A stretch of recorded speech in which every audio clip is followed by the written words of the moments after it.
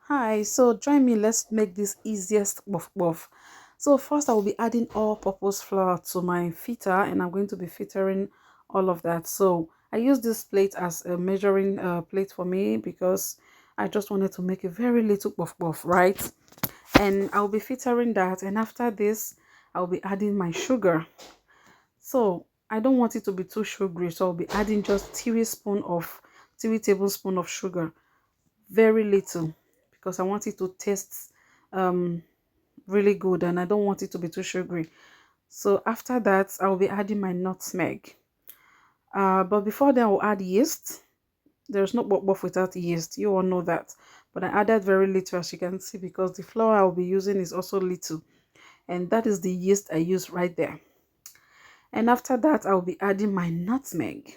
I just needed a little bit. I just want the smell of that nutmeg to come out, but not so much.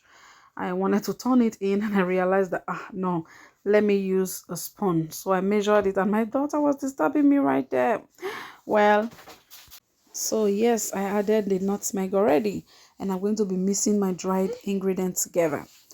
I'll be mixing that. While I'm mixing that, I'll make sure my warm water is aside. Well, I'll be adding the warm water, but not too warm. I realized mine was a little bit too warm, so I needed to mix it a little bit, yeah, because you don't want this to be too warm. It might give you something else, and you don't want it to be too cold.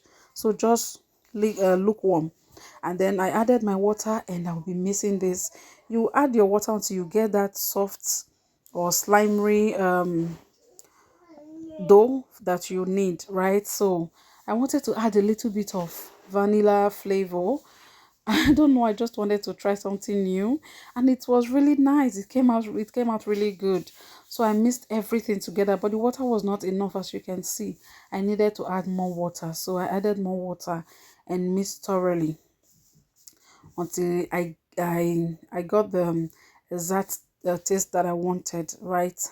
So I had to keep mixing that until I got this. So you have to make sure you add enough water. Some people use milk as well. You can add milk to yours if you want, but if you want the natural puff puff, you use water for it, okay, the lukewarm water, because of the yeast.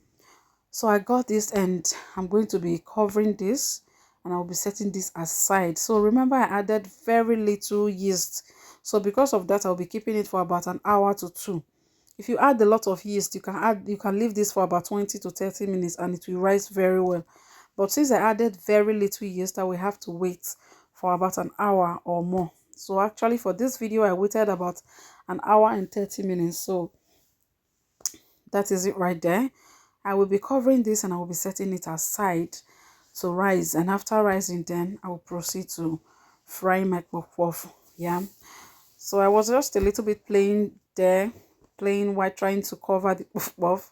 I love covering it to make sure it's air, to make sure there will be no hair entering the puff puff, right? My kids really love this puff puff, and I'm proud. I'm proud I made this, and I'm sure you will like it. It's very easy. You just need flour, you need your water, you need yeast, and of course you need nutmeg. That's all you need, and of course your oil. So it's really easy to make. If you, like I earlier on said, if you add a little bit of yeast, you have to wait longer to make sure it's well risen. And if you add a lot of yeast, you don't need to wait for that long. You might just have to wait for like 30 minutes or 20 to 30 minutes, and it will rise very well. So not just the cellophane, I will also be using some cloths to cover it, some kitchen cloths to cover this also, so that it can, and I'll be putting it in my oven. Mind you, the oven is off. It's not, I didn't preheat it or anything. I just put it there to make sure it's in a cool place. And of course, puff puff is one of the easiest snacks to make for your kids. School is resuming, and you might need some things you will be you want to be doing for them, and this is one of the best idea, right? So after some hours, that is after 1 hour 30 minutes, this is exactly what I so this is exactly what I got after 1 hour 30 minutes. Yes, as you can see, I waited long and it really gives me what I wanted. So that is it right there. And I have already preheated my oil. And you don't want your oil to be too hot, because when it's too hot it might burn your, you might get your buff burnt, and we don't want that, right? Sorry about the noise, my daughter is a little bit disturbing here. So yes, I preheated my oil already, and I don't want my hand to come in contact with the buff. As you can see, I've not really used my hand in anything since, so I want to use a spoon. If you want to use a spoon like me, you just make sure you put your spoon in an oil. This is not hot oil, it's just a normal room temperature oil, right? So I was using a spoon, but I noticed the buff I did the first time was too big, so I later reduced to a little spoon, and it came out really good. As you can see, you don't need to use your hand at all. The buff came out really nice, and you just need to wait for that to get to golden brown, and you can see that. Isn't this beautiful? Come on, then come on. So this is the color I want, and I got it. So I wanted to add some fish. I love my puff with fish together. Make sure you salt in that fish before frying. Like, it was really salty and I love it, guys. Well, this is the final look of my puff and fish. Tell me, would you be trying this? Thanks for watching. Bye.